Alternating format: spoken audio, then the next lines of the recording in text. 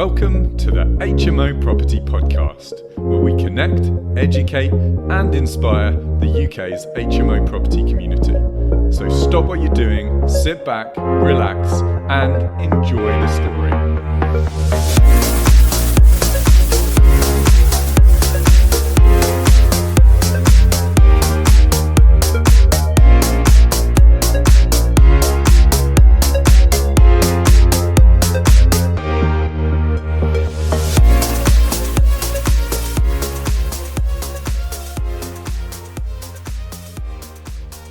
What's up, HMO Nation, and welcome to another episode of the HMO Property Podcast with me, Rupert Wallace, in association with hmohub.co.uk. In this episode, we're interviewing successful HMO property investor Josh Keegan. Josh has been investing in HMOs for some 5 years now. He's completed over 14 HMO projects of his own, and he currently manages over 320 HMO tenants. Josh is going to take us on his story, including the ups, the downs, the highs and the lows. So let's jump straight in. Josh, welcome to the show. Thank you very much, Rupert. Thank you for inviting me. Great to have you on here, Josh. Josh, you've got a lot of experience, but before we dive into the details about your HMO journey, give us a bit of your background until you started your HMO property investment journey. Very good. So my background was accountancy. So basically, for obviously finished university, went to University of Manchester and finished that in about 2012, I believe. Then I got onto a graduate scheme with a big defence company who basically took me under their wing, under their essentially graduate program. And it was an accountancy scheme. So basically for the next 2.5 years, I travelled around in different businesses, worked at different companies, in different roles, all under the accountancy profession, and whilst doing that, study to get chartered. So that took about 2.5 years. And after I got my chartership from the accountancy perspective, I knew that I wanted to do something a bit more entrepreneurial, a bit more business-like.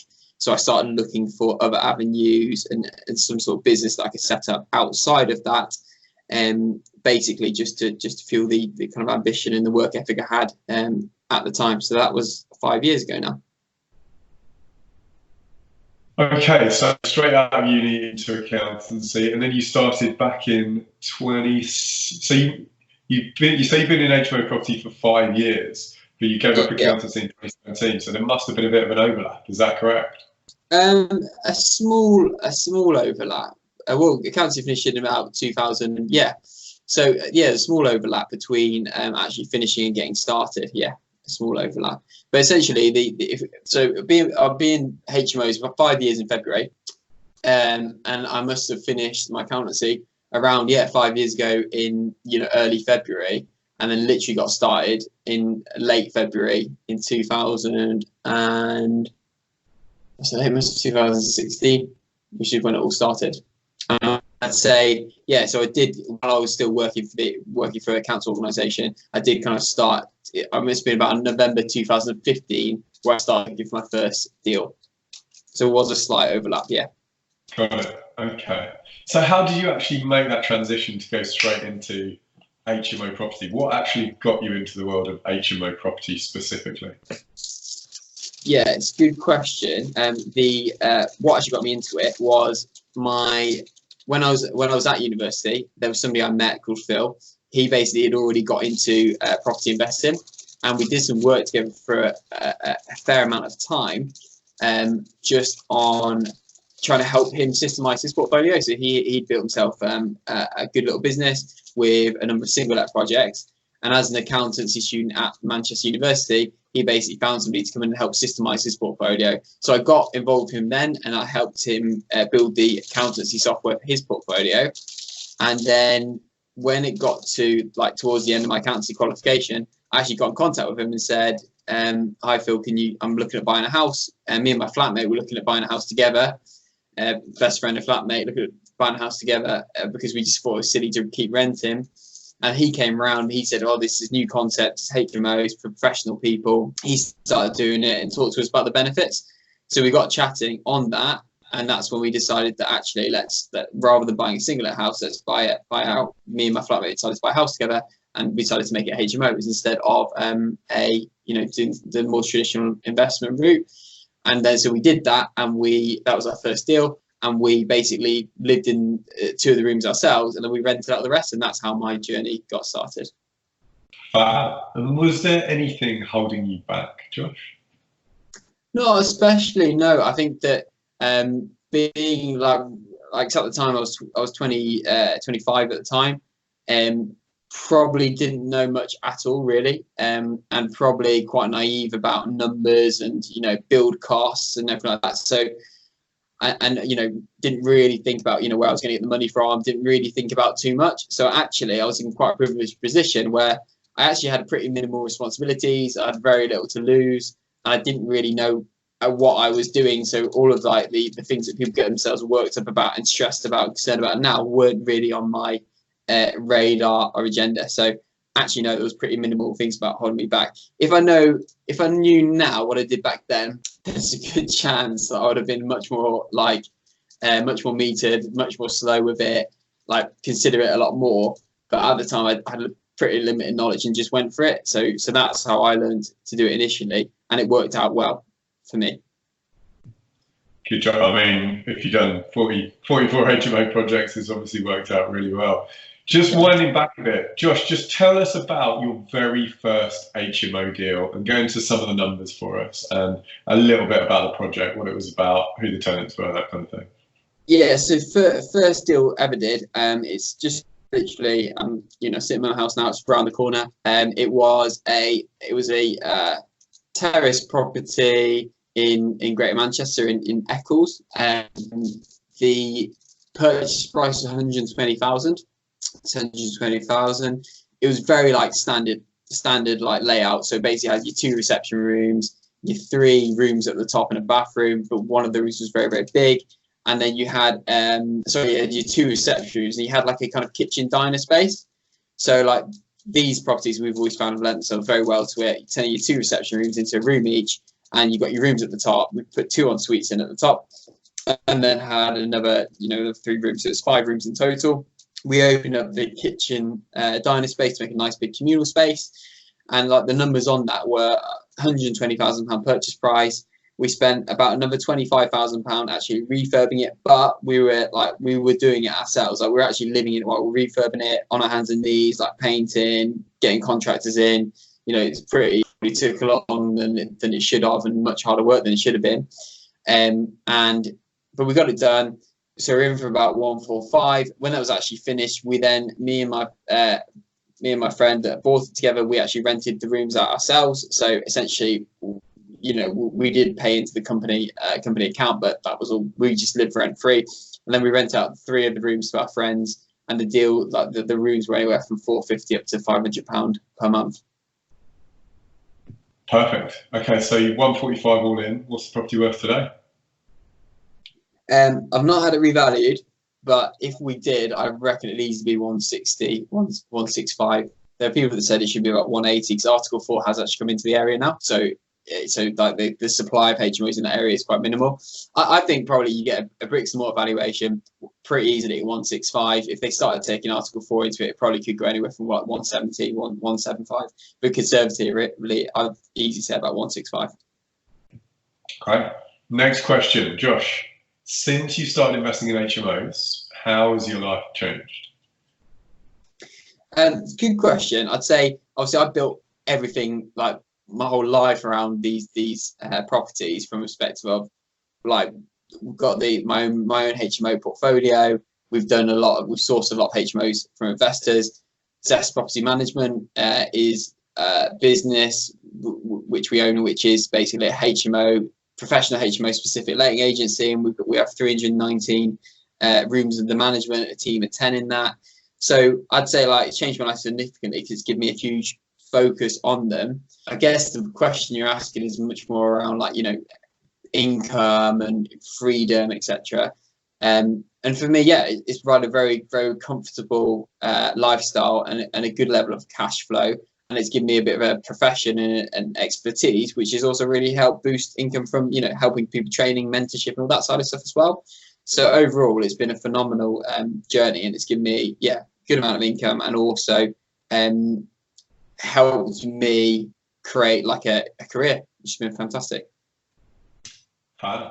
And what's, out of your whole HMO property business, what's your favourite part of HMO property investing? It's a good question. I don't. There are a lot of bits I actually don't enjoy about the journey, which I think actually, if you ask any investor, they will. If you peel behind the surface, they'll probably say the same. Which is like, There's a lot of elements on the upfront bits that there's quite hard work. It's quite fiddly. It's a lot of it's admin based. So outsourcing that has been very good. For me, I like seeing it to come together. I like seeing the furniture kits, dressing, everything go in, it become like that, the vision kind of comes together. Seeing like the team then fill that up very quickly, very effectively, good room rates, and then go through the actual refinance process, and then seeing the money come in. I call it like crystallizing the deal. Like, it's that end 20%, which is like, for me, like, that's what it's all about. It's like the finished product, selling it all through, seeing it all through to completion, getting the valuation you want, and the money comes back out, and then like crystallizing the deal. That's the bit which I really get a kick out of. Yeah, there are many parts to an HMO deal, and actually, you're right. If another investor was asked the same question, and they do get asked it on this program, not every part of HMO property investing is brilliant, but there are certain parts that fit with personalities. And by the sense of it, you like doing a deal and you like creating. Would that be right? Yes. Yeah. So if I'm assuming, do you talk about wealth dynamics and like those kind of spectrums on? Yeah.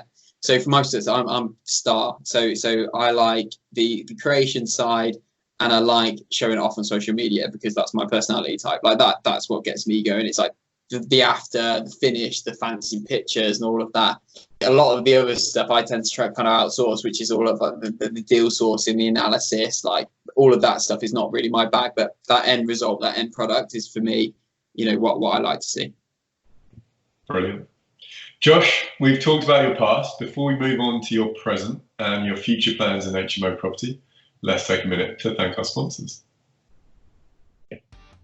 Are you looking for an effortless HMO mortgage experience? If that's a yes, there's only one place to go: www.thehmomortgagebroker.co.uk, the UK's #1 specialist HMO mortgage broker. They're so specialised that they don't do anything else. HMO mortgages, HMO remortgages, and HMO bridging. That's it. They have access to every HMO lender out there, and even some exclusive products not available to other brokers.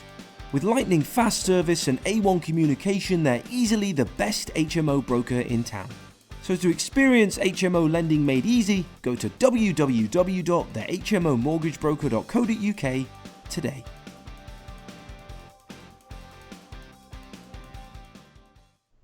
Josh, fast forwarding to the present day, tell us a bit more about your current portfolio. What type of tenants you attract, what type of properties you operate, and roughly where you are in the country.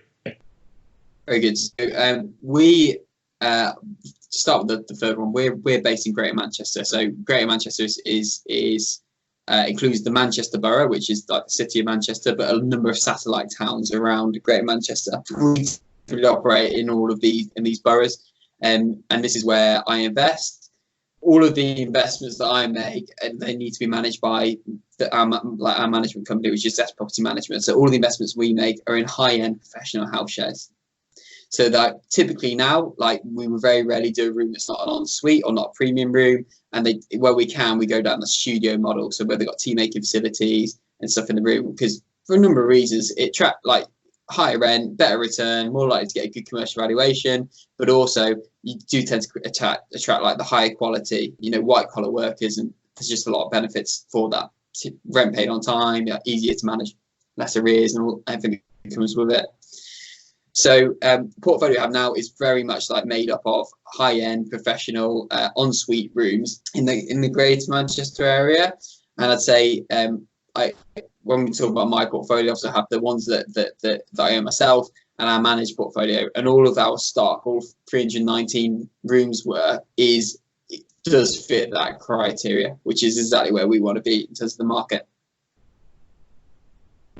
Got it. Okay. And obviously you profess that to your investors as well. You operate the same kind of model with the guys that you look after and manage their projects as well. Is that correct? 100%. I mean, a big part for us is when you're a managing agent, like your brand is very much associated with somebody else's product. So now we do offer like a portfolio management service. So majority of our landlords now are portfolio landlords. They have 15, 20, 30 rooms plus, and I believe they see our brand as being synonymous with their product. So if they create a quality product, they need a quality agent, and so Zest Property Management is all about that quality level of service, which very much ties 100% ties up with it. So that's the area we operate in, and that's what we do, and that's what we don't work with people that don't go to that level of quality. Talk about quality quite a lot. It's not just a feature wall. It's like, how is it built? Is it built that it's going to last? Is it going to look good for the next kind of 10 to 15 years? Is there soundproofing? It's not always the visible quality. It's very much the actual intrinsic quality within the property as well, and that's what we associate our brand with. Got it. Next up, Josh, talk to us about your single best HMO investment to date. Good question. I think there's two which popped into my head, but I'm going to choose one of them because I think that there's a lot of reasons which make it a very good deal. So this is basically a development that we finished off. It must have been about 6 months ago now, and this was actually sourced this one because we were renovating. We'd already bought the one next door from an agent, and then the next door property, the guy approached us. And he said that basically he inherited this house a number of years ago. He's had it, I think it's sitting there empty for like 5 to 10 years. And he just thought, he saw we'd purchased the next one and thought, are we interested in this one? And actually, the reason he knew we purchased the next one is because we were putting planning through, and there were a lot of neighbours kind of kicking off a fuss about it. Whereas he wasn't kicking off a fuss. He thought, oh, this is good because I could potentially send mine to the guys next door. So it's great. So he approached us from that. So it's obviously off-market deal, which is fantastic. And he sold it to us for £82,000. We were actually buying the one next door for 140. So and the deal stacked on the one next door really well as well. So it's a significant discount. It was a wreck. Like, didn't have central heating. There were like holes that literally you could see through the roof. But these aren't big issues because we go back to brick anyway. So it's just not a problem to sort these things out and to upgrade the system, put everything new. So he sold it to us for £82,500. We spent approximately £85,000 on the refurb plus furniture. So that's all inclusive. And then that became basically for 7 bedrooms. We had to do the 6 first because we had to go through appeal process to get the 7th bedroom with the council, go through and get that planning permission granted. And essentially got valued at £250 upon refinance. Those are good numbers. But I think what the best part of that deal was we actually then were able to get those 6 rooms that we got planning permission through first on a lease with the hospital. So each of those rooms would rent at a market rate from the day the property, or I'll say from the day, probably about a week after the property was finished. And that's rented on a 3-year lease with the NHS, which is phenomenal because they need certain rooms for short-term staff that come over and they were on their training programs. So that works really well. And then the 7th room, which we had to go through planning permission to get, which we kind of left just unfinished until we got planning permission, so it could have been living room. That was a studio room. We rented that out for £145 a week. So that worked out about £608 a month, which is like well above what we would expect in that area. So overall, you've got it just ticks so many boxes: cheap purchase price, good quality refurb back to brick, high commercial valuation on the back end, but then also a lease, so no voids, minimal management. And then the room that we are having to manage is a very high premium room rate to professional tenant as well. So that deal to me just ticks a hell of a lot of boxes. Only they could all be like that, right? Yeah, I know. If only. But it's weird how all these things come together. We weren't expecting to get the one. We were doing the one next door. We got offered, took the opportunity. The hospital lease, the stars aligned, and we already had the contact with them anyway. And it just all worked out. So it's very strange how it all comes together. But I think the longer you do this, the more you kind of start to connect all the dots and jigsaw it all together. So the deals become absolutely belting deals, which works really well. Super. Sounds like a great deal. Josh, Next question. Tell us about, and this one's for the benefit of the audience, really. Tell us about one significant mistake that you've made in your HMO business that by sharing, you might help others avoid. Yeah, I think I thought about this. I'd say the biggest mistake, or the biggest mistake I've seen people make, and I made it myself, and the biggest, the thing that I don't think people know about or realize, or they don't get told enough, is like the time this all takes. Like, so this is what I wanted to share. So from like, when you go on these training courses and you listen to these podcasts, whatever, like it sounds like, all right, well, you know, you start looking, find your HMO, it's done, it's refurbed in 6 months, it goes out on a lease or whatever, and the cash starts rolling in, and instantly, like, these people are millionaires, like, you know, they're making thousands a month, and it's all rosy from day one. I see HMO investing is a very good strategy, and it ticks one hell of a lot of boxes, but it takes a good amount of time to start seeing the income start rolling in. Like, you can do a deal 1 year, it can take another 2 years to actually start seeing the consistent cash flow coming in for a number of reasons. Number one, it can take a long time for it to be filled up and for tenants to start settling. Number two, like, you know, you've got the snagging process with your builder and things that you realize weren't done right. Number three, you know, you didn't replace the boiler and you thought that was a good idea, but then it starts to fall apart because, you know, you've got 6 showers using it, so you have to put all these things in place. And it can take a long time for these deals to actually settle.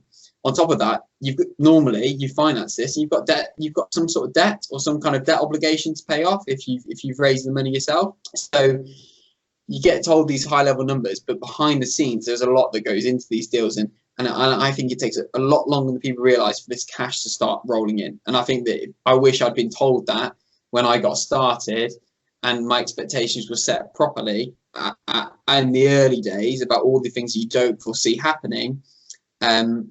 Like, that would be my biggest learning and my kind of biggest mistake that I made, and biggest underestimation about the strategy and going into it with both eyes open. No, that's a really good one, because you know, there are a lot of idiots selling courses that don't deserve to be, and you know, the way they sell these things is by preying on those people who really are dreaming about that lifestyle, and they don't perhaps sell the amount of work in between, you know, 0 and 1 to get to that point. So that's a really good learning, actually, that a lot of people, especially the ones looking at getting into HMOs, can learn from. So that is really good to hear. It's not sexy to say buy a deal, buy HMO, and then in 2 years you like, if you do it well, you get paid from it. That's not sexy, and like not all of it's like that. But I'd say particularly in the early days, you will make mistakes. It'll all take longer. You'll overspend your builder. You'll agree interest rates are too high with your investors. You'll make sure your investor gets paid back first, as opposed to yourself. And all these things, like, they just take a long time to flush themselves out. So that would, I totally agree with what you said, 100%. Josh, what are your HMO portfolio plans for the next 12 months? It's a good question. So bearing on that point which I've just said, I do have a number of deals. I've got 4 deals that are going for it at the moment. 2 of these are, you know, buy, refurbish, refinance, that kind of strategy, and 2 of these are buy from existing landlords that are looking to exit for various reasons. So for me personally, like that's the majority of the actual buying I'm going to be doing this year. From the management business, we will be like increasing that portfolio up to about 375 rooms because the team have the capacity to do it. So that would just be bringing on other people's stock. But a big focus for me this year is consolidating the portfolio, really just looking at it, going down to the numbers, reducing costs, make sure cash is coming in, consolidating all the debt. I'd say that is probably my biggest focus this year. You know, I've been building for 5 years, and now I need to do a bit of work in the back office, just making sure it's all running as it should be, and analysing the performance and make sure the profit's coming out as it should. Great idea. And how about, apart from building the portfolio, is there anything else that you're up to in property that you'd like to share with HMO Nation? Yeah, I can do. Yes, so we run a training program up in Manchester. So if you are investing in the Northwest or interested in investing in the Northwest, we have a what we call Northwest Property MBA, which is a program designed for investors that want to do more this year, and they want to acquire these deals. And it's basically one-stop shop, so it gives you everything you need and all the information you need to absolutely nail it. And if you want to get involved in HMOs or just investing in the Northwest and take advantage of the powerhouse highly advise you to get involved and to become part of that course. Great stuff. Super. Josh, what advice would you give any current HMO investors? That's HMO investors that are already in the market. I think go hard and go home. Like this is, I don't believe, and there are people that will disagree with me, but I don't believe there is a place for investors that are investing in HMOs that want to do half a job. So they want to do 4 rooms, or they want to do a light refurb and achieve the results. Like for me, if you're investing in HMOs, the strategy needs to be 6-bed plus, all en suite, studios where you can, and there's a number of reasons for that. But the main reasons are like, you got the cash flow in there, so you can pay an agent and leverage yourself up for it. You've got plenty of margin in there if things go wrong. But you also start unlocking the commercial valuations and taking like the asset value up to that level to allow you to start bringing money back out. And also, like, if you're going back to brick, you're doing high quality product, it will last for longer, it will rent easier, and your cash flow and your profit's going to be a lot higher. So what I would suggest for anyone that's in the market at the moment, or anyone that's new, is get yourself somebody that, like, find a mentor, find somebody that you can work with, buy some training, whatever it looks like, but find somebody that's going to take you from doing those 4-bedroom minimos up to those larger 6, 7, 8-bedroom properties faster, because that is where like the margin is. So that would be the advice that I would give to anybody that's doing it at the moment. Great stuff. Super. Josh, before we sign up, we'd like you to recommend one great HMO resource or business book. Then let HMO Nation know how they can connect with you, and then we'll say goodbye. Very good. So if I was, well, actually, I read through like the criteria beforehand. Something I'd highly recommend for anybody that is doing HMOs, rather than would be a bit of software. So for anyone that's not using like task management software, something like Asana, to actually manage their day-to-day workload, use a virtual assistant, and really streamline what it is they're doing to take stuff out of the data and the noise, I'd highly recommend that as like an absolute game changer for anybody that is in HMOs, taking things out of the day-to-day. So yeah, that's what I would do. In terms of where you can find me, you can have me on Facebook, so it's Josh Keegan. I've got a few friends less, but if not, you can follow me or get me on LinkedIn as well. Is a place to find me. Great stuff. We'll make sure we link your profiles up in your show notes page, Josh. Josh, thank you for sharing your HMO journey. We salute you. Let's get an HMO high five. Nice. Cheers, Rupert. Appreciate it. And we'll see you soon. Thanks, Josh. Thank you very much. Thanks for joining us. If you've enjoyed this and want more informational, educational and inspirational HMO property content, then please hit the subscribe button and give us a like. See you next time.